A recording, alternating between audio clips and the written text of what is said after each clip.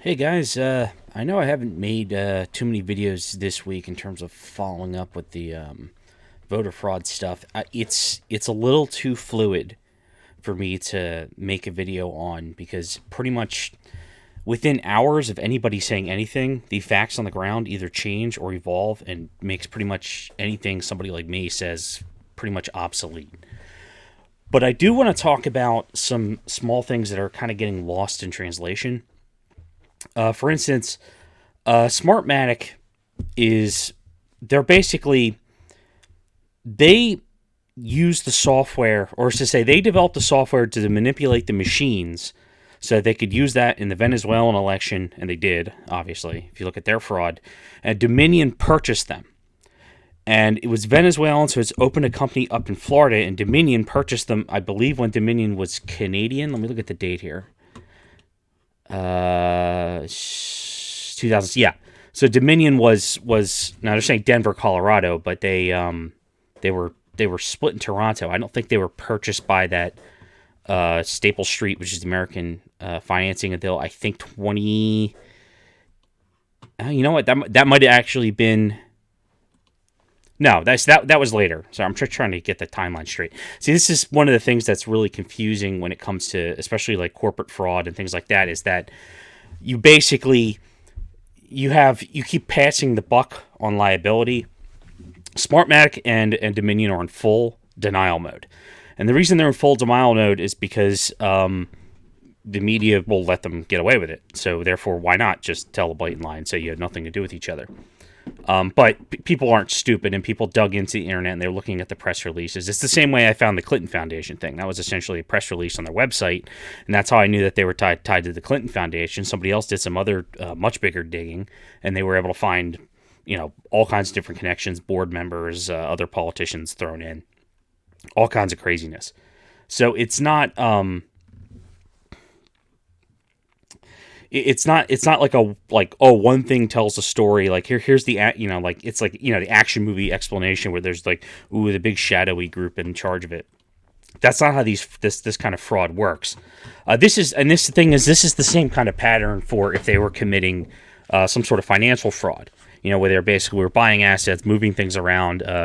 Another company, basically a company commits a crime, which could be tax evasion, right?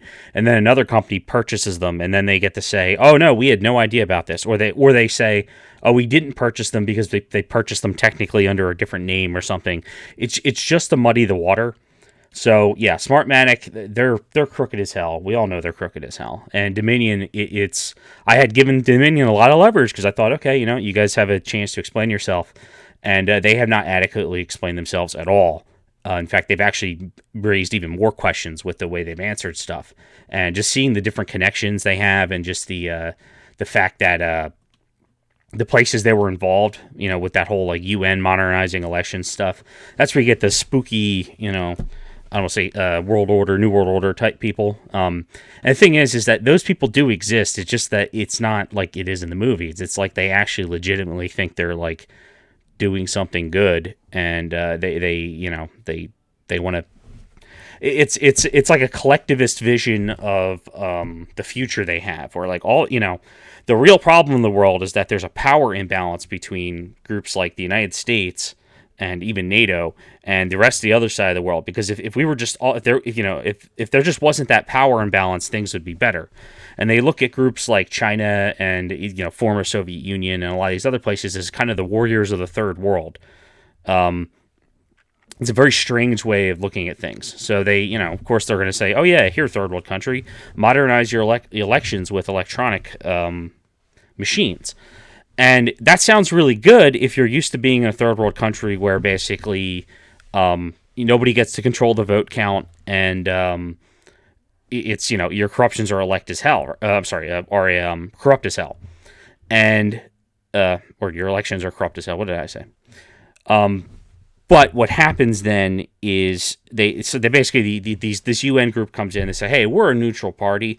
We have no horse in this game." And then they say, "Oh, let's do the electronic, and that way it's processed third party, and you guys can be sure you have a secure election."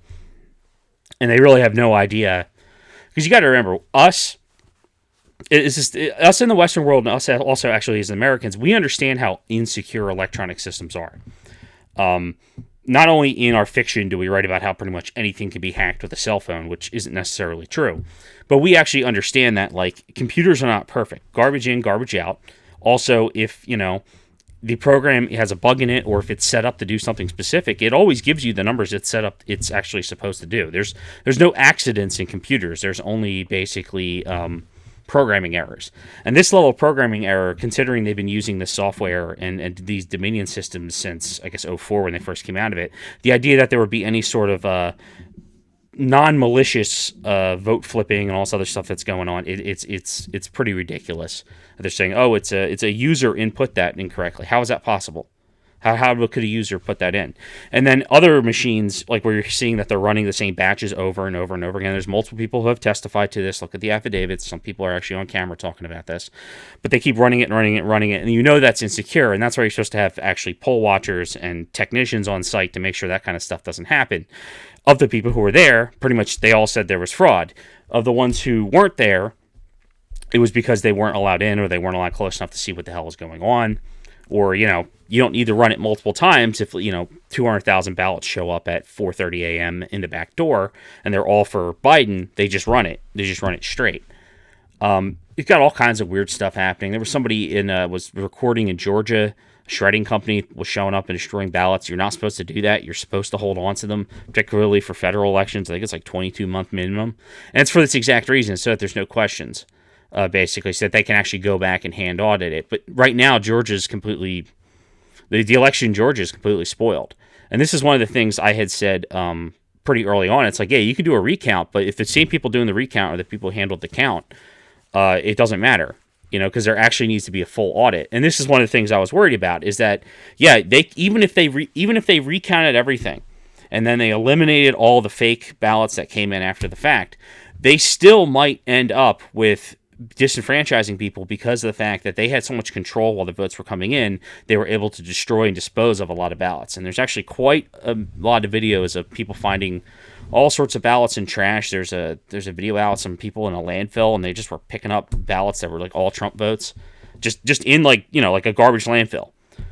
So I don't know. And the thing is that these are all, they're very difficult and very tedious investigations.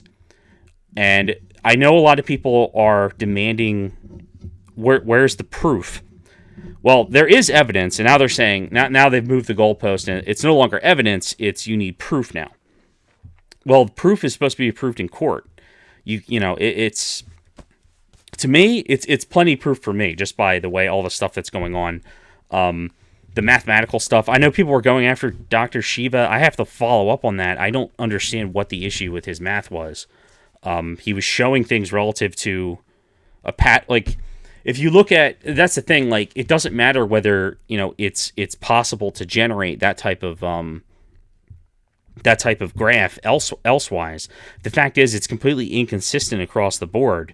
But the only thing that is consistent is that normal precincts basically follow a linear or slightly angled line, and these other ones are basically hitting that 20% and dropping.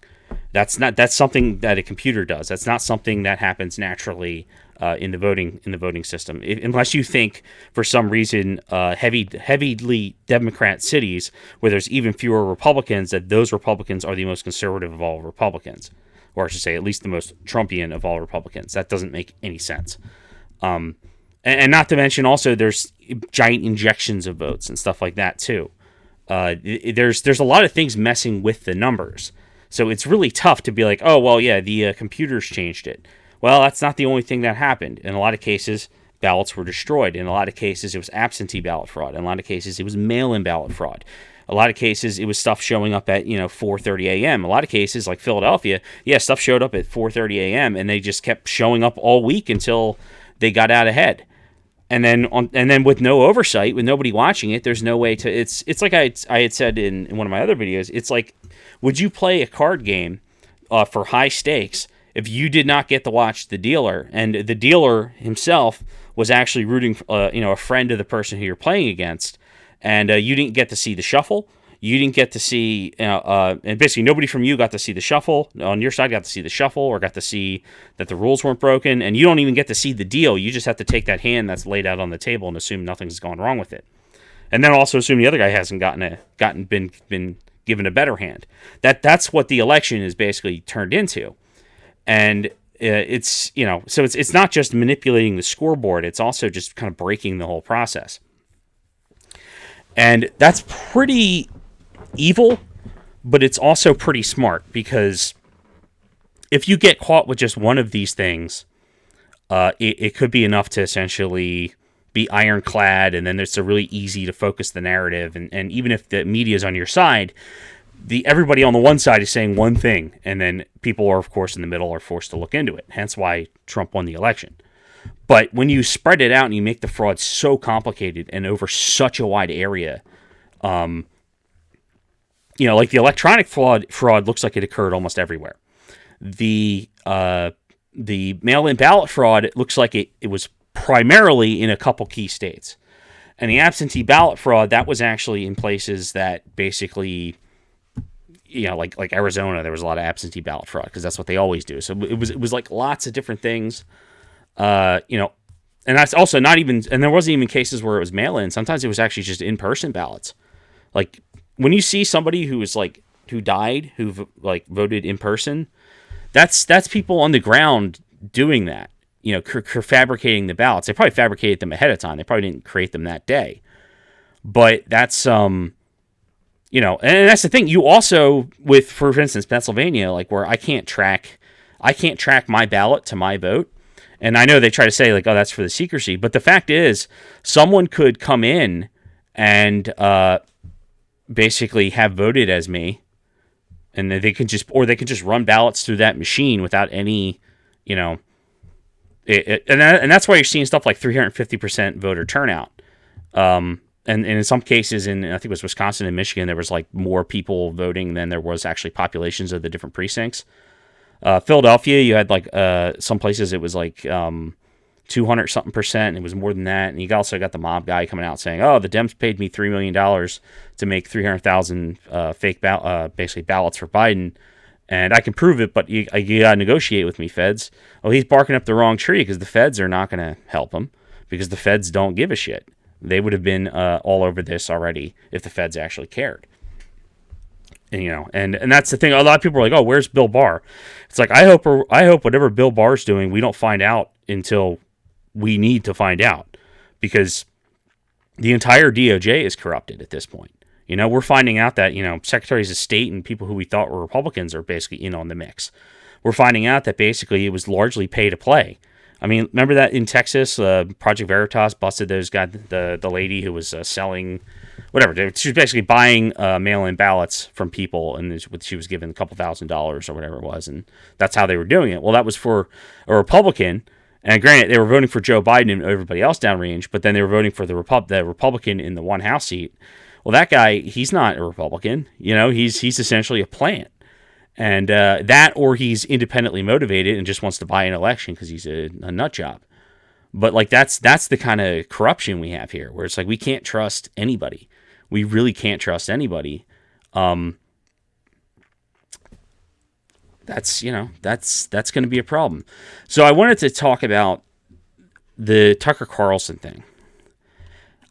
Tucker is in the wrong, but he's not in the wrong.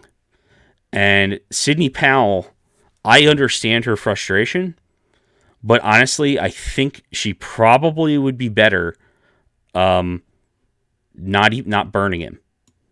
I get she's upset that he probably was a dick and pushy. And it seems like that they basically they either lied or they misunderstood. I think it's more like they misunderstood what she was saying.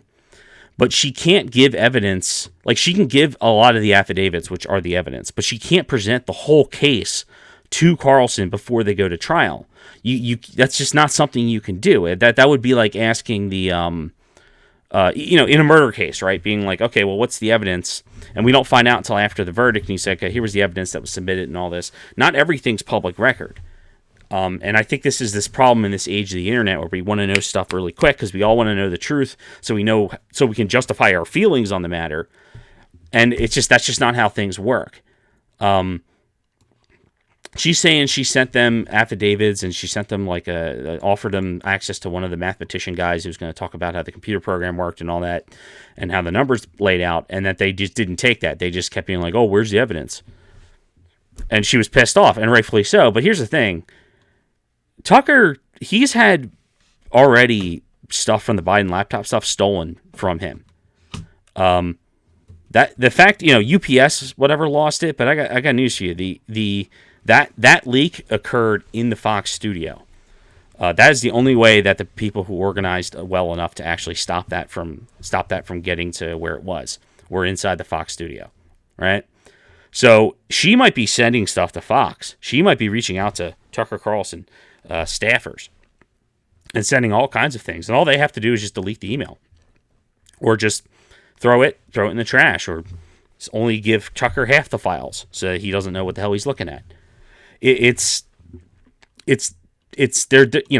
Fox is not, a reliable way to get your information out. And I think Tucker's being a little obtuse, thinking that the whole case could just be made on national TV. But I understand the desire for that, because Tucker fights in the domain of public opinion and public visibility. Sidney Powell, she typically fights in criminal court, which is completely different, where secrecy is actually really important, and keeping your evidence tight to the chest is really important, because you don't want to give your opposition a chance to come up with some sort of counter narrative when you present these things. But this is so contentious and so hot that people like Tucker are, impatient. I get the impatience. They do need to. Powell does need a strategy of feeding just the right amount of red meat out of the evidence to keep the public basically worked up. Because those of us who are paying attention, we understand what's going on here. We see what's going on with Sidney Powell. But if you're somebody who is just like a normie, or you suppose you've even turned off the TV and all you watch is Tucker, right? And you're not looking online at all these other alternate sources, and you're sick of it. And there's cheating. It's awful, and you just don't know how to contemplate it.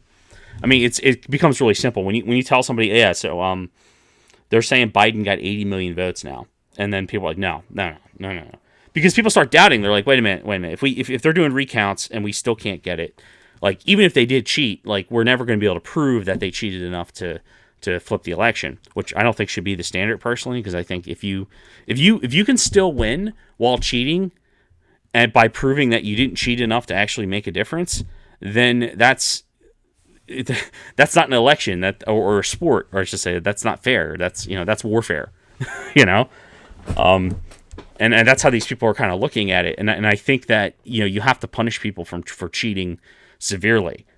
I think there's some pretty good treason cases in this. Now, my issue is that one of the things you can do is you can convince the largest amount of people possible that, like Orange Man's Hitler and all this evil shit, and you put in like psychopathic ideologues into positions of power, and that dirties everybody's hands who's involved down the line. And like, what are they going to do? Throw in jail, 100,000 different people from the state and local and federal governments who are in on this? I don't know. Maybe that's what they need to do. I mean, this is the kind of thing where, like, that mail-in ballot fraud happened back in the mid-18th century, and they executed the people who were involved with that, the ringleaders. In this case, that might not be a bad idea, but they're not stupid. They spread out the blame, because Dominion is going to push the blame to Smartmatic. Smartmatic's going to push the blame to wherever. The Clinton Foundation's also involved, and they're just going to pretend, they passed the buck somewhere else. And then, the intelligence agencies pass the buck, and nobody wants to take ownership of the software. Nobody wants to take ownership of these mechanical failures. Nobody wants to take ownership of the mail-in ballot fraud. And, and then the Democrats can say, oh, well, our Supreme Court said you don't have to check signatures, so then what we were doing was totally legal anyway, and you can't prove that they were fake ballots because we didn't have to check the signatures. And it's like, well, the very fact that you guys even tried to challenge the idea of checking signatures should be proof enough of, fraudulent intent. But, if they have a corrupt court, because you cheat a little in elections until you get the right people in positions, and then nothing can stop you, short of some sort of revolt, essentially. And by revolt, it could mean basically a massive scandal that takes down multiple people in power, or an actual physical revolution. This kind of instability takes down much weaker countries than us all the time. And if this were Thailand, the military would have thrown a coup already, and probably rightfully so. But in the United States, we're very blessed to have an extremely rugged constitution. There actually is procedure for what's going for when this is screwed up now. Like, we know actually what to do. It's just the problem is do we follow the Constitution to the letter? Because even if you're a Democrat, you have to admit that there is some really suspicious, fishy stuff coming on here. And the idea that the Republicans couldn't witness the count, it doesn't matter if that count's legitimate. It does not matter. If they were not there to witness the count, then it is not a legitimate count. The ballots being destroyed, it doesn't matter whether that was done by accident or whether it was done, by an order that was, like illegal, but the people who did it just did it, and maybe they're not criminally liable. Well, it doesn't matter because the event happened, and that's a violation of the grander law. You're playing by different rules. It's the same thing with the accepting ballots for a week after the election in Pennsylvania, and they were doing that in other states as well, because they didn't even need to do that really, because they just got to backdate the ballots as they came in.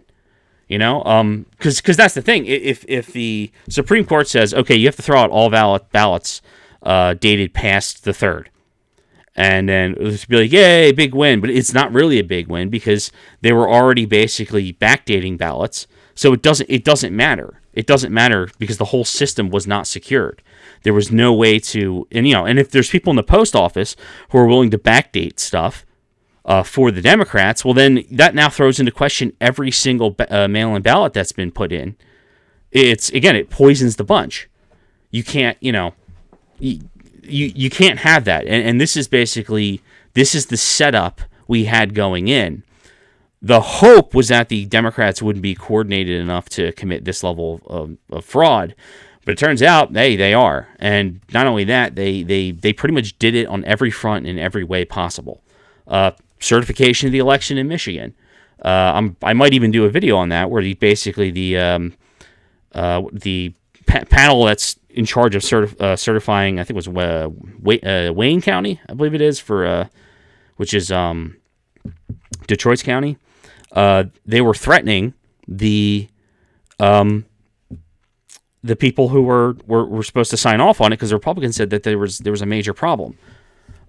Steven Crowder did a video. Look up his video on the districts he did, where it was like some of the districts had 0 registered voters, but then they would have like 2,000, 4,000, 5,000 votes in these precincts with 0 registered voters. That's not uncommon in a place like Philadelphia, and that's a big sign of fraud. Particularly the fact that Detroit followed a completely different trend than the rest of the state did. Also, they found votes being flipped in other parts of the state when they went back to basically re-audit, because they said, hey, we put this in and now it's different than what we did. They go back to hand count it. But again, you can only get the red counties to do that. So it's like there's so many little things all happening at once. It's not one super weapon. It's not like the end of Metal Gear Solid 4 where they blow up the submarine and it's got the AI in it. It's like, oh, that's the thing that was controlling the world. That's not how it works. It's a lot more it's a lot more complex than that. Everybody wants the Death Star to blow up, and everybody wants the droid control ship to crash, and then the whole armies to stop. That's not how real life works. That's not how anything works in real life, to be honest. And when it comes to voter fraud, you'd be stupid to put all your eggs in one basket. You got to remember, like, maybe the person on the ground is dumb. Like, for instance, the people filming TikTok videos of themselves shredding Trump ballots, or like, that's dumb. Maybe the supervisors at the U.S. Postal Service thinking that every single person they told to do this or got word of this was going to cower to them. That's pretty stupid, because you don't have no idea. Like, some people are going to be Americans, and they are going to fight back against that kind of bullshit, even if it costs them their job. So, like, that was kind of dumb. But the people who are actually running the show and kind of, like, deciding the macro strategy are actually very, very smart. It's like, it's actually a lot like a war, because it's like, you don't expect, the average sergeant, private, lieutenant to have all the cards in his hand and know exactly what's going on in the big macro strategy. You just allocate a little thing for them to do. And there will be lost battles, and there will be mistakes, and there will be problems that come up along the way. But you allocate to whatever you're doing for the macro strategy. You don't try to be like, okay, this is what we're going to do, and this is how we're going to win. You don't do that, because if you do that, then you commit all your forces to the enemy. Basically figures that out, and then they're able to commit all their counter forces to stop you from completing your main objective. Gulf War is a big example. The Marines had an entire beach invasion force prepped, and they were doing videos, and they were showing people storming the beaches of Saudi Arabia, like as practices for what they were going to be doing to Kuwait. And like the Marines were going to come up, and they were showing their Amtracs and all this badass Marine videos, and they're showing off the Harrier and we're going to take the coast. It's going to be like D-Day, but only with tanks and awesome stuff. And the Iraqis bought it. And what they did is they basically tied up half of their forces waiting for this Marine Corps invasion that was never going to happen. But they didn't know that, And suppose they had not taken the bait, right? And they moved their forces from the coast to go meet the main army units that were basically the ones who were doing the major push. Not that the Marines weren't involved at all. They were involved. But it tied up half of their forces. And if they had done and went over to that, then the Marines would have actually stormed the beach. It would have been later than planned, but they would have done it, and then the Iraqis would have been in really bad shape. So it's macro strategy at work here. You don't just do one thing. You do multiple things, multiple places, and that's actually seems to be how the lawsuit stuff's going on, where it's like they're trying to quantify how do we present this fraud to the court, because you've got electronic fraud. You've got mail-in ballot fraud. You've got tampering. You've got backdating of ballots. You've got this stuff where they're messing with the people who were the observers. They got stuff where they were denying people from even entering, like in Philadelphia, you saw. There's so many different layers to what's going on here. This is actually a really, really hard case to present. For instance, the Trump campaign right now, they only have 3, maybe 4 major lawsuits in play. And they did have one that basically got rolled over into the other lawsuit because I think it was something for one of the groups was going to be audited or something, and then that was happening anyway. So then they withdrew the lawsuit, and people say, "Oh, look, they withdrew it." It's like, well, yeah, they withdrew because they got what they wanted. They didn't need to take it to court. But it's like that's kind of what they're focusing on. And then there's also thousands of these little lawsuits coming up with individuals suing, and in places like Pennsylvania where basically anything that ends up going to a blue judge or even gets kicked up to the Supreme Court, or I should say always gets popped up to the PA Supreme Court. The PA Supreme Court is just stacked with leftists who are basically in on the jig. They don't care how Biden wins. They don't care how the Democrats win. They just think it's better for them to win. So therefore, anything a Republican candidate or a Republican citizen presents that doesn't go the left's way, the PA Supreme Court is just going to shoot it down. And not everybody has the resources to appeal it and send it all the way to the U.S. Supreme Court. If you're just regular guy running for office, and for instance in Montgomery County, right, and we have absolutely no way to basically check the count. We use Dominion voting systems. I saw that myself. There's no verification. They're saying things like 90% plus voter turnout, and I haven't even seen the precinct breakdown, but that's already suspicious. That's reason enough to actually audit what's going on. Poll workers, there was these guys up in Bucks County who had these badges on. I'm not lying about this because my cousin, I'll have to have him send me the picture, but there was these people who had these badges. It was like the election inspection team or something, and it looked like official, had a keystone on it, and they weren't. They were actually hired by the DNC. They actually weren't hired by the state, and they were walking around up and down the lines, and they were in the polling booth, and they were doing stuff, and they were inspectors to ensure whatever voter integrity or something. And they were intimidating people. They were throwing Republican poll watchers out. And these are people who just looked like they were from the state, but they weren't. They were actually from the DNC. And that was going on. That's a whole other scandal. If that had occurred alone, that would have been enough to basically put Pennsylvania's results in question, particularly out here in the suburbs. Anywhere where these people popped up, the Philadelphia and the suburbs, Delco, Montco, Bucks County, where these people were organized. I think it happened in Erie too, if I remember correctly. That's but how do you quantify that in the grander lawsuit? And not only that, how do you go to the public with that and somehow tie that into your narrative? There's no one narrative, and that's the problem. And the media knows this, and they're taking full advantage of it. Because they're always going to be able to find a lawsuit about whatever that has been shot down by whoever. And then they can say, oh, look at all these lawsuits getting dropped or shot down or withdrawn. And you just can't, and a lot of it, again, I said it's money. For instance, the whole Wisconsin recount, they quadrupled the cost it was for Republicans to do the recount. This is after the Wisconsin RNC had multiple millions of dollars stolen from them electronically right before the election.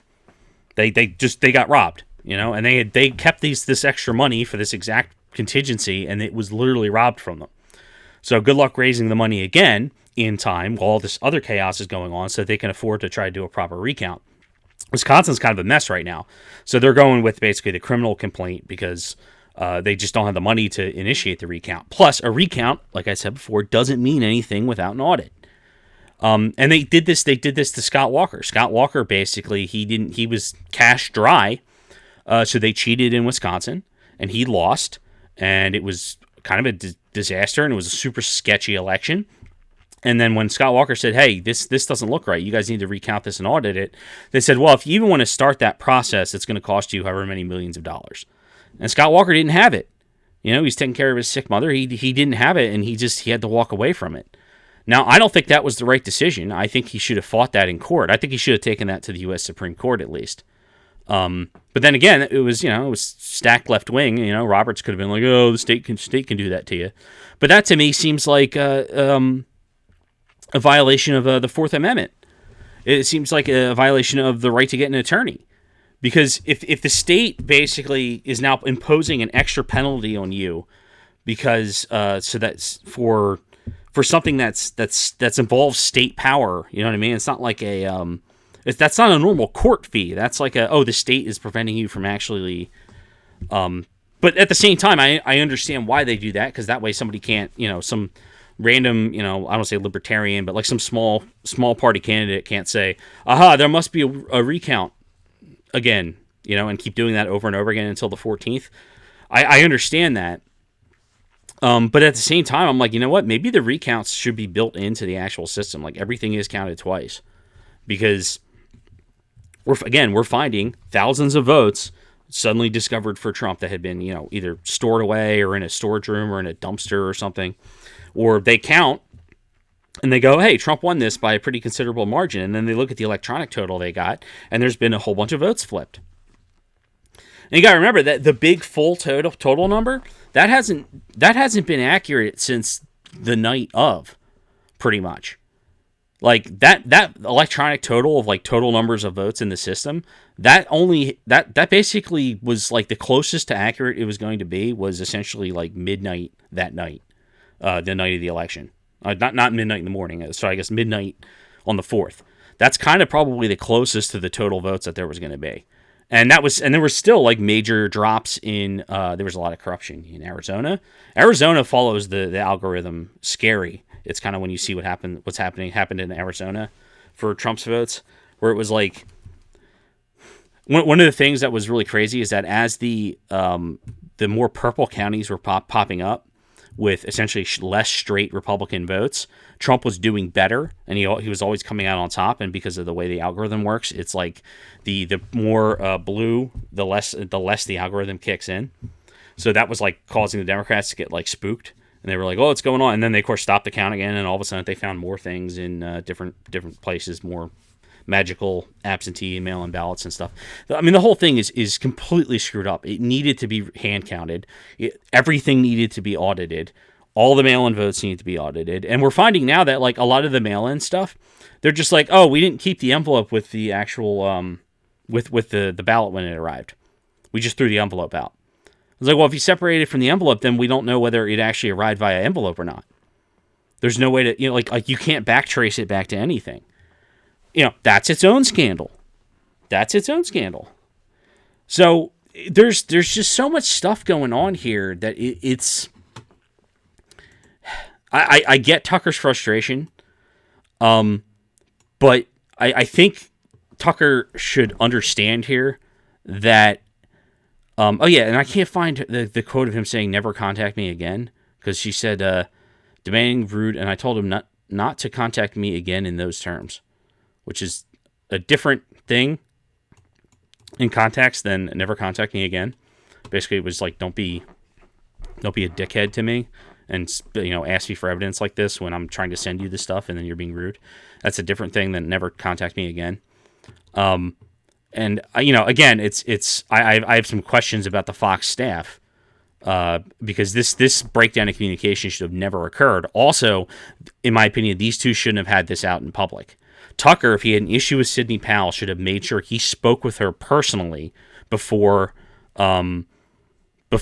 coming out and saying, oh, she didn't do anything. Because it's not like, the Democrats where he reaches out and then they just say, they give him a statement and then they won't talk to him. Sidney Powell, if she had time, she would have talked to him and explained what was going on. But the fact that, like, he couldn't get a hold of her or whatever, this weird whisper down the lane bullshit where she's sending evidence and apparently it's never making it to him. He shouldn't have shit on her.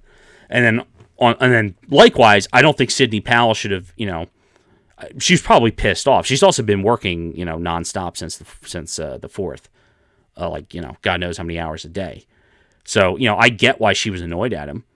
But, I don't think these two fighting with each other is going to help anything to do with the narrative. Because the left is just sitting there eating popcorn. They're just like, yep, we made it confusing and difficult, and now we're making it our narrative of just, they're crazy. They're crazy. There's nothing there. Because it's a lot easier to say there was no voter fraud anywhere. It was fine. Or at the very least, not enough to affect the election, right? And they're desperately clinging on the power. That's a really easy narrative to understand. The difficult narrative, which is the truth, which is, like I said, 8, 9, 10 different types of voter fraud all being committed simultaneously on multiple fronts, with everything from electronics and foreign corporations and the Clinton Foundation, and also just typical mail-in ballot fraud bullshit from Philadelphia and Detroit. And there's so many layers to what's going in. Poll watchers being thrown out, total counts being messed with, precincts having over turnout and stuff, which doesn't make it, plus in the thousands, dead people voting. There's so many different angles to that. It's really hard to tell a straight narrative like that, because it's so widespread all over the place. So what I'm going to end by saying is, we got to calm down a little bit. I get it being heated. I get that you got to keep the fire going because you have to have the passion to keep doing it. But because Tucker, had a fast one pulled over on him, or was it basically an impatient asshole, doesn't mean basically sink the ship and burn him out completely. He's still an important mouthpiece, because there's plenty of people who are conservative who they believe they were cheating. They just don't believe that basically Trump's going to be able to prove it, and they're completely blackpilled, and they're just kind of bracing for impact for when Biden takes over. That's how they look at it. And we know that's completely defeatist, and that does not help us at all, basically. We should not be contemplating our terms of surrender until we have actually lost the battle.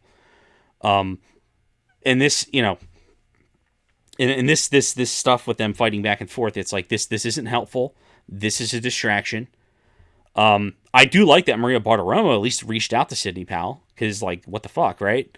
But if Maria can talk to her, then honestly, Tucker should have been able to talk to her. I know, it's like, I get it. Tucker's like, oh, there's just not enough hard proof coming down from the sky. Well, it's because there's too much shit going on, and also it's a criminal case that's going to be going to court within a week. So, what you have to learn to be patient and figure out what's going on. He should have broken down and said, here's the allegation. Here's what the affidavits that are released are said. Here's what they're saying is said. And then he could say, okay, and here's what the Democrats are saying in response to that. And he could just be like, I don't have the files in front of me. I don't have the proof. All right. But if they'll entertain basically Russian, the idea that Trump was some sort of Russian plant or some shit, and they'll entertain that for 4 years, the least we could give the freaking Trump administration back is, a couple weeks of patience, so that they can, prove what they're saying is true. That's where I'm annoyed, because it's like, I get it, Tucker. It's like, the left, they make accusations without evidence all the time, and they do things like destroy people like Brett Kavanaugh's lives. Well, here's the thing. The right, we generally does not do that. Sidney Powell has never done that. Rudy Giuliani has never done that. These people who are involved have never done that before, and they're putting their ass on the line here for something that is extremely dangerous to both their careers and their lives in a lot of these cases, particularly these people filling out the affidavits. I mean, their lives are at risk, you know? And the thing is he knows this because he saw what happened in Michigan to the people who are voting whether to certify or not. He saw them get threatened. There's video of those people getting threatened. So Tucker needs to just calm down here. And we owe it to them. And I know we want to know what all the fine details are. We want to piece everything together. We want to know these things. I get it, because the desire to know the truth is a good thing. But if you cannot be patient and actually let the game play itself out properly a little bit, and ask questions that aren't, could you just show me your hand? Just show me all the cards you have. You know, I think you're going to win this game, but just show me all the cards you're holding. And then, that gives the other, because if you show it to Tucker and then Tucker shows it to his audience, well, they've also shown it to the Democrats, you know? And I don't think they want to lead on right now to every thread they're pulling, because that's the other thing, is that they said they're unaware of basically the military's internal investigation. And I kept hearing stuff early on that was like, oh yeah, the cyber warfare, whatever, the U.S. Air Force Cyber Command is involved, and then now it's seeming like there's multiple sources saying that the story about the Seidel server, despite Seidel being in denial of it, is true, and that it was U.S. Army SOF, which means it's probably Green Berets, which makes sense because Chris Miller, who's the DoD, I think I called him Mark Miller in the last video. His name's Chris Miller. He's a Green Beret. He knew enough people personally, probably on the phone in Europe stationed right now, to get a team together to go get that server. So, yeah, there's a good chance it's in the right hands. But the DoD and the people keeping that shit secret, they're not going to leak that to the Powell campaign. Like, maybe their evidence actually helps what these guys are, but it would be much, much better if they both came to the same conclusion and had different pieces of evidence from separate sides. There's also much less chance of a leak. You think that the people Sidney Powell's working with, she doesn't have to, limit the size of her staff for the people who have the information, because it's just the risk of that information getting out and being, sabotaged. And, same with the military, right? If they'll go in the middle of the night, Sunday, or I guess it was early Monday morning, to go seize a server in Germany, Green Berets doing that. That's not something that is not kept super secret, at least after the fact. Everybody's saying, oh, well, where's the server at? I don't know. If the good guys got it, it's probably being processed. If the bad guys got it, it's at the bottom of the Atlantic Ocean. But we don't know. And that's the other thing, is we really want the security in knowing that the good guys have the server, right? And we also want to have the security that the server is the evidence that we need. Right, cool, awesome. But you're not thinking like a military commander in this case. A military commander would say, okay, we went and grabbed it, and there was no hiding the fact that it disappeared. Got it. Okay. What we don't need to do is tell them who did it, why did it, what they're doing with it, or whether it was actually their own people who took it out to sabotage it. Because if you tell them exactly what's going on, they can then maneuver to counter. It's not that simple. We all want to know these things. We all want to know what the truth is as soon as possible, but the fact is, we have to be patient, and we have to be more patient than we've been.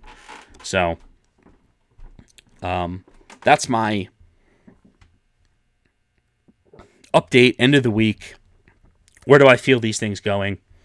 You can watch my earlier videos where I talked about, you can see the vote flipping happening in real time and all this other stuff. I stand by all that, and a lot of it has actually just come to be even more relevant.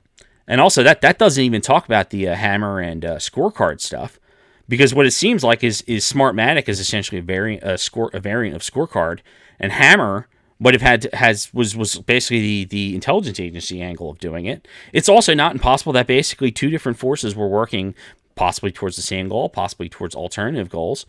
But the fact that software even exists and we have no tally on it and no checks and balances to find it, that already puts the election in question. So, there's so many angles to what's going on here. We have to just be patient. I know it's tough because I've got friends who I love to death, and they're like, oh, well, Fox is running away because Trump's a sinking ship, and they just think, They just don't think there's any voter fraud, and they just are like, oh, Giuliani's being, he's just a crazy old man and stuff. And it's like, what am I going to say to that? It's like, that's what MSNBC is saying. They're just saying, oh, he lies for his press conference. He didn't lie. There's nothing he said that was a lie. There's things you can challenge, but nothing was a lie. But that's the narrative, and they're not going to sit down, and they're not going to go find the evidence they need to learn this complicated ass story. They're just not going to, because they're not invested in the outcome. They would prefer that this all went away so that their guy won. So they're not going to go out of the way to basically learn the information they need to essentially red pill themselves. They're just not going to do that. You can't convince them to do that. I mean, I had somebody. I mean, one of my best friends. He said over the basically the ballot dump in Michigan. He said, "Oh well, which is not the only place the ballot dumps occurred." But he said, "Well, it's because it's mail-in ballots, and like of course mail-in ballots are going to break for Biden." He encouraged. It's like, yeah, but that's what the media has been saying. But you don't see 135,000 showing up with no down ticket votes at 3:30, 6:15 a.m. with no Republicans allowed in the facility, and then that just goes into the system, and we see the spike. That's atypical. That does not happen. That simply does not happen. But it's like, okay, fine. If you want to believe that happened in Michigan, fine. But then why did it happen in Virginia? Why did it happen in PA in certain places? Why did it happen in Wisconsin? Why did it happen all over the country in these blue cities? Why did this happen? Well, because that's just what happens in the blue cities. And it's like, okay, well then how come he's got 8 million more votes than Barack Obama had? That doesn't make any sense. If that makes absolutely no sense, that Joe Biden would get 8 million more votes than Barack Obama. That there's no logical reason for that. Even the polls didn't even suggest that. Also, why did the Republicans absolutely dominate in basically down ballot races, with the exception of Senate races and the presidency? And every time they do a recount, they end up finding more votes for Trump in these places. Like this is not normal. This is all the mistakes go one direction. But again, it's so complicated, and it's so wacky, and it's so tinfoil hatty in some cases, because there's you're talking servers in Germany and people tied to the Clintons and people tied to the Venezuelan elections. Yeah, that's all true. I mean, it might not be full lizard people. I mean, I doubt that, but it's there's a lot of hands in this pie right now, and it's impossible to explain in one quick response. I had somebody on one of my other videos. They said oh well, there's no something, they said something, and I was like, you're operating like it's the day after the election. You haven't been following it's like you're so behind the curve. It's not even worth engaging with you. And because even if I went out of my way to explain absolutely everything going on in specific detail right up to this moment, it would be completely obsolete within probably 4 hours with the way these stories keep breaking. Because there's just so much stuff going on. So the least we can do, we can be active, we can be vocal, but the least we can do is be just a little bit patient. A little bit patient. Yeah, is the pressure to release the stuff? Goddamn right. Goddamn right. I want to hear it, and I want to hear it as soon as possible. And I want to understand it. But this is a criminal case now.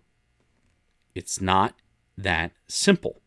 And if they can prosecute the president over complete nonsense, where the FBI had the evidence ahead of time saying that the Clinton campaign had came up with the whole Russia narrative thing, and they were willing to lie about that to keep that alive for almost 4 years, then and people still believe that, then I think we can give them at least another week or two to figure out what's going on here. I get it's impatient. I get it's I get it's painful, because it's you feel like we're losing the narrative. Every door is closing in our face, and our friends are being rude to us, and it becomes harder and harder to basically explain what the truth is the further away from the event you get, right? But there's kind of no other way to do it. They have to win these court cases. And if they don't win the court cases, then they got to go public. And some things they can't go public with. I mean, could you imagine basically for some reason something happens and Biden wins in the courts on this, even though he's completely wrong. Just the whole system is completely corrupt. Biden wins in the courts on this.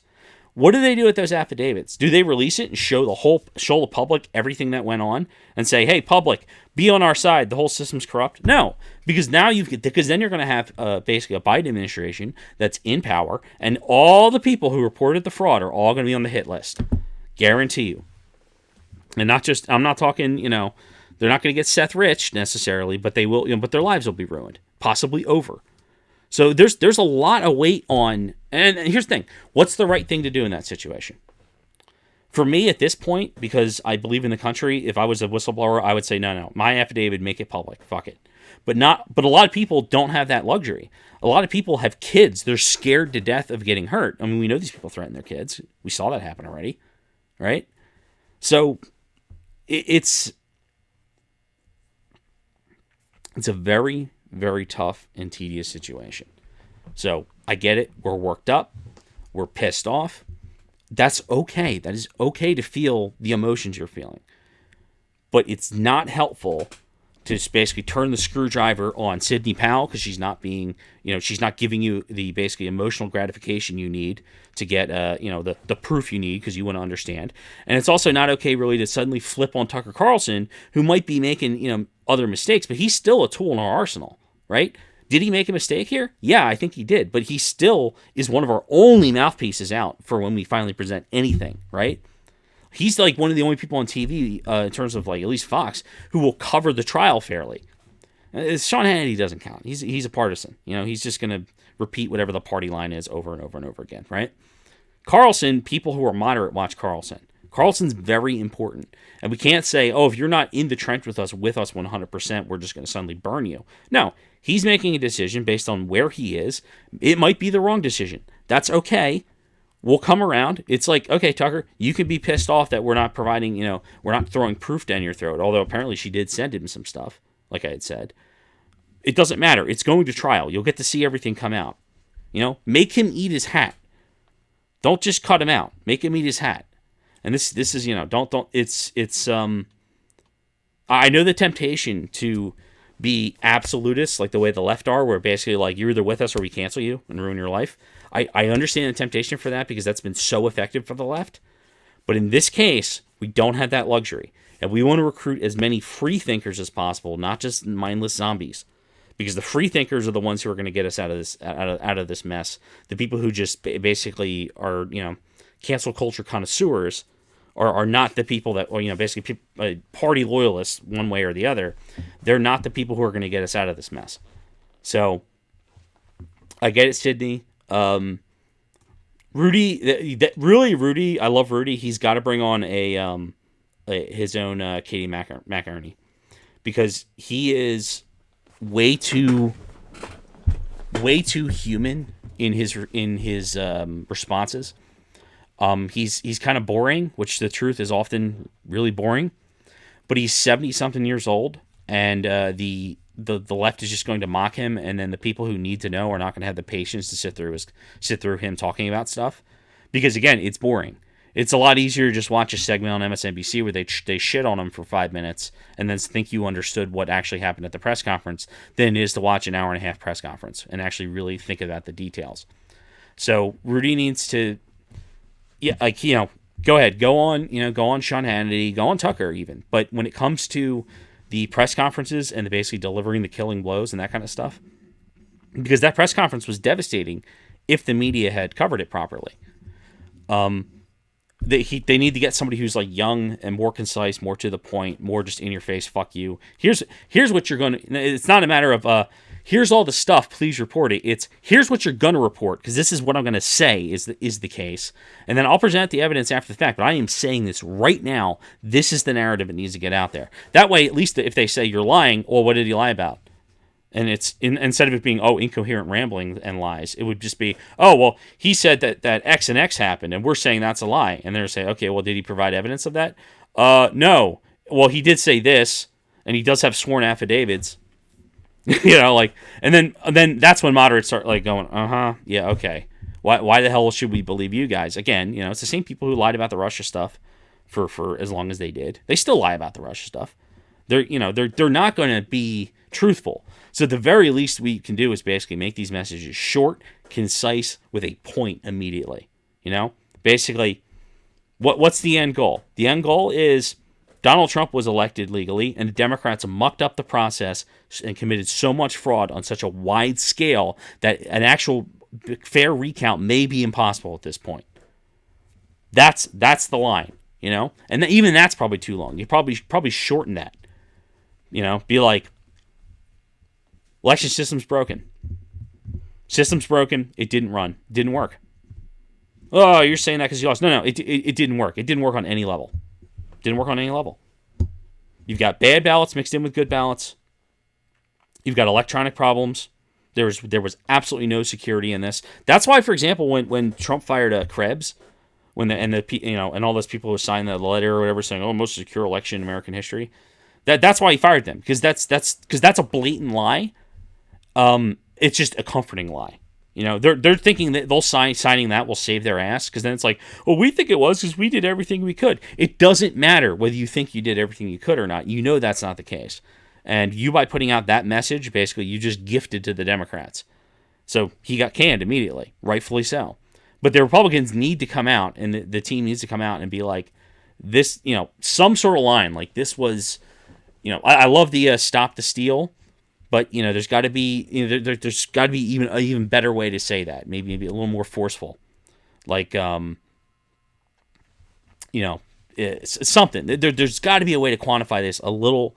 Make it as biting as possible. Make it it's your Make America Great Again, but it's basically like make elections secure again, something like that. Because that's the problem. The problem is the entire process was corrupted on every level it could have possibly have been corrupted. So here's the thing: even in a case where Trump had a victory in this election was so fucked up that it really wasn't a legitimate election in the first place. It doesn't matter. The whole election needs to be tossed. Most of these races need to be tossed, except for literally the counties that had basically audited mail-in ballots that were signed, and also they have the records of the request for mail-in ballots and all that stuff, and they cross-referenced that, and they did a hand count, and they were small enough. Maybe those places can actually keep the people that they elected. Everybody else, there's absolutely no guarantee that their results were not fucked with. There's no guarantee of that, and because of that, it's not a real election. It wasn't an election. It was an exercise, but it wasn't an election. So, that's kind of scary, right? Like, and you think like, oh my God, like you're saying we didn't have an election? Yeah, that's what I'm saying. It was not an election, because this occurring was not by any definition an election. That would be like saying, a Harlem Globetrotters game, where they just deliberately, they put on a whole show and do all this stuff like that. That's a basketball game. That's not a basketball game. It kind of resembles a basketball game. It might be fun to watch, but it's not actually a competitive basketball game, right? And that's, that's what that's where we're at right now. Now, luckily, the Constitution has basically, it has things in place that we can do. A lot of it is actually kicking it to the state house delegation.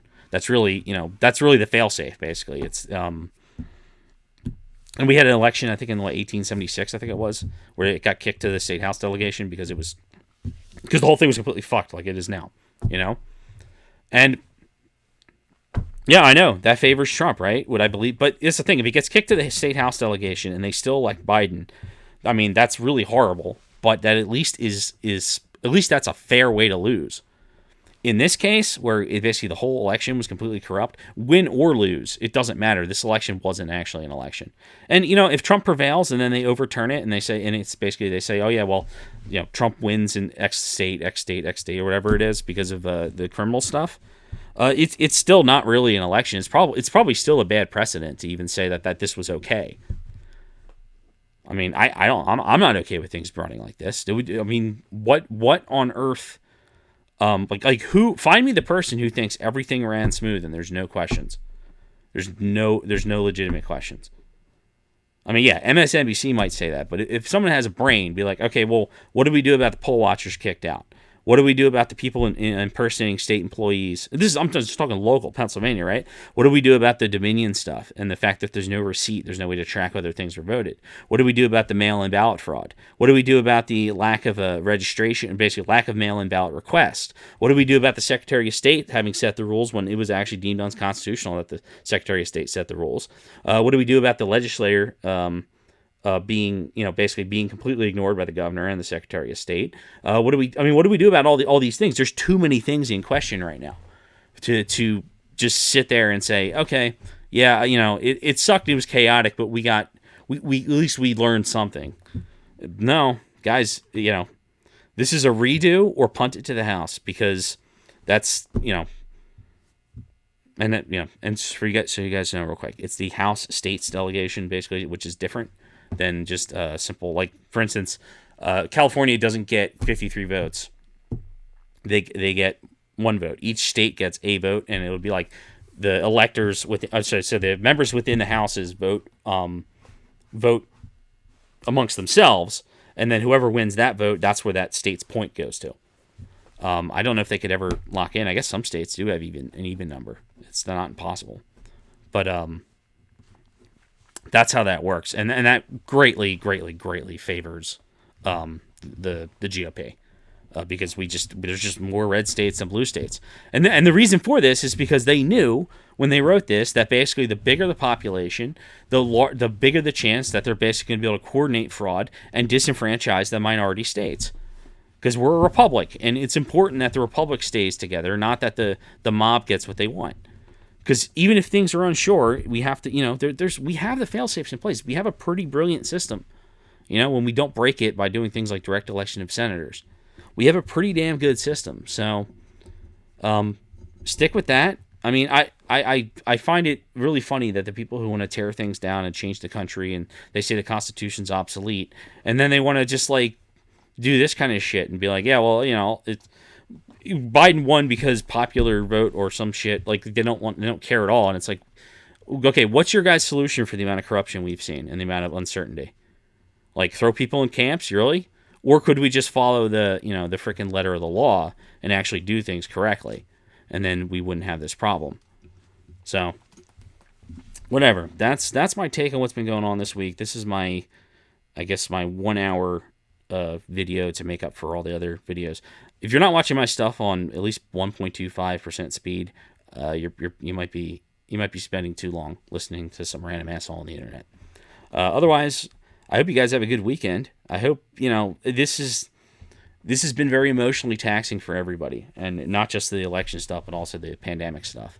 I'm debating what I'm going to do video-wise about the pandemic things, because there's only so many things I can say on YouTube without getting completely, basically ban-hammered. Needless to say, I don't agree with the decisions that are being made, and if you look at what's happening in Pennsylvania, it's nothing short of fascistic. There's no other way to describe it, and I don't use that word lightly. It's fully authoritarian, and it's also illegal because the state legislature is saying no, you can't do this, but they're just doing it. I fully buy into the bioweapon thing. I do, and hopefully nobody at YouTube watches this and hears me say that, because then what they're going to do is they'll delete this they'll delete this video. They'll say that's misinformation or something. Nah, I'm pretty sure it's a bioweapon at this point. I'm pretty sure a lot of different things at this point. Just from, or I should say, even if I'm wrong, it doesn't matter, because that's how it was used. It doesn't matter. That's how it was utilized. It's like, the guy behind the counter has a heart attack, and then someone robs the cash register. And then they say, "Oh yeah, but he didn't kill the guy. It wasn't a robbery that caused it." Well, it was the same outcome. You got a dead guy behind the counter, and you got a robbed register. It's like it's effectively, it doesn't, it was still an opportunist thing for people to do some of the most horrid civil liberties violations, stuff I never thought I would see. I thought we were progressive and past this, right? I thought the I thought kind of the Patriot Act was the worst and it was going to get. But now, I do find it really funny. The lefties who bitch about the Patriot Act don't say anything about these lockdowns. They just don't care. They're just like, nope, science. Sure. Okay, guys. You can't have 1% of the population dying. It's less than that. It's less. And it's only certain people are at risk. And now that's like 85% survival for people at risk who are hospitalized. It's like, don't know. There's so much going on, and there's so much to be stressed out and pissed off about. So watch a video like this, get it out of your system, and then try to have some sort of normal, creative, productive day. Something. Do something. Apparently not play PS5 because there aren't any games on it, but something. Because this is taking a mental tax on everybody. I saw a video from Get Flanked the other day that absolutely broke my heart. He's not doing well, and it's not his. He's another YouTuber. He does like Rainbow Six stuff, and it's not that he's even really so much in particularly bad financial peril compared to other people like myself, honestly. And it's just that something's different. And this whole thing with the kids being being able to go to school, and just flipping our lives upside down and constantly being under the boot of the state. Maybe if you grew up like that, you probably would be used to it and would just kind of shrug your shoulders. But the rest of us, particularly us young, people in our 30s, 40s, and younger, I should say at least 20s. I guess kids, it's a little different. Because kids kind of adapt to whatever's going on. But like we've never spent our lives this distressed what's going on in the macro. It's like it's like a really long 9/11. I had said that before. It's like that's the most amount of global distress I thought we'd ever be under. And this whole thing with the pandemic stuff and the lockdowns, I think this has been far worse. Has one single day been as bad as 9/11? No, of course not. But overall, I'm seeing it take the mental toll on people who, again, people who are perfectly mentally healthy now needing to go to therapy and needing to lean on support structures that they otherwise wouldn't have needed to lean on. And they're not, and these aren't even people who are involved with the politics and are following what's going on. It's just that, they've lost their freedom. They don't know what it is. We've never lived like this before. And it's not healthy, and it's not. It's really not America. It's by state, to be honest. It is by state. Not every. South Dakota, they're doing great.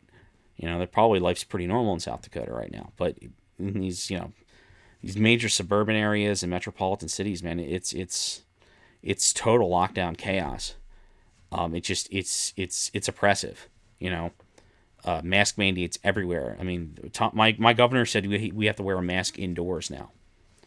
And, as you can tell, I'm not going to be doing that, period.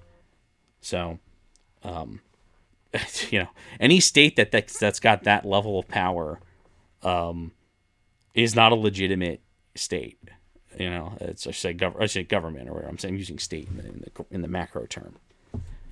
So yeah, it's screwed up, guys. It's screwed up, and it's gonna try to take everything away from you, emotionally. And all you got to do is survive. I'm not saying feel great and do no. I know how it is.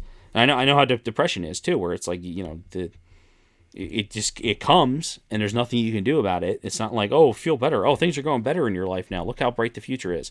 And then like you still feel a certain way, and then some people try to like make you feel like an asshole. That's not how that's not how depression works. So I know, like, you're allowed to feel god awful. What you're not allowed to do is completely surrender. If you gotta lay on the bed and take a nap, fine. If you gotta go exercise, fine. If you gotta go punch a wall, punch a wall. If you got to go walk out in public and go somewhere and don't wear a mask and fucking argue with somebody, and that's got to be how you blow off your steam. Well, I got news for you. Fine. It's fine. But don't give up. Because when you give up, basically, you let the worst people win when you give up. For every time these suicides increasing, that is nothing but victories for the people who want to condition society to be like this. I mean, that's how they look at it, right? They think that this level of power and this level of disruption and this level of dictatorship in people's lives is something that should be tolerated and is actually a good thing for all of humanity, right? And if you kill yourself because you can't deal with that, they just look at that as, okay, good. Now they're being rooted out. It's It's the same. It's for, there was, if you look at the not to compare this to the Holocaust, but what I'm comparing it to, going to compare it to, is that basically you've got the Jewish ghettos and stuff back under, Nazi occupied territories and in Germany and whatnot, and you had record high suicides from Jews and whatnot, just because their life was freaking miserable, right? But do you think the Jews who committed suicide in Warsaw were doing any favors to everybody else? Like that's just a victory. That just means they couldn't put you in the oven, right? But what they did is that the ones who actually did something, they actually fought back. Every Jew that survived the Holocaust basically defeated Nazi Germany on their own by simply existing. I mean, I want you to think about that, and that you can, if you survive what's going on here, despite how you feel, you've basically defeated nature. You've defeated the people who have done this stuff to you, just from existing, just from being alive. And that's a kind of a hard thing to understand, and it doesn't make it any easier. It's not going to be easy, guys. It's not easy. The depression, the psychological damage that this stuff is doing, it is not easy to deal with. I fully understand that. Everything you're feeling is real, and you need to get help when you need to get help. But again, if you survive, you win. That's all you got to do is survive. So, got a little dark at the end there, but some people need this. Some people need to hear that, because I understand I understand exactly how you guys are feeling on a deeper level than I think some of these other commentators are. It's very clear that, like, Get Flanked is experiencing the levels of what he's feeling for the first time. I am not. This is not the first time I felt the way that this stuff has made me feel. In fact, I'm actually probably doing better than most people, because I'm worked up and I'm invested in the investigation and whatnot, and I don't want to say it confirms some of my biases, but it's like these people who I already distrusted, now I actually hate. It's like, that feels good in a weird kind of way. So hang in there.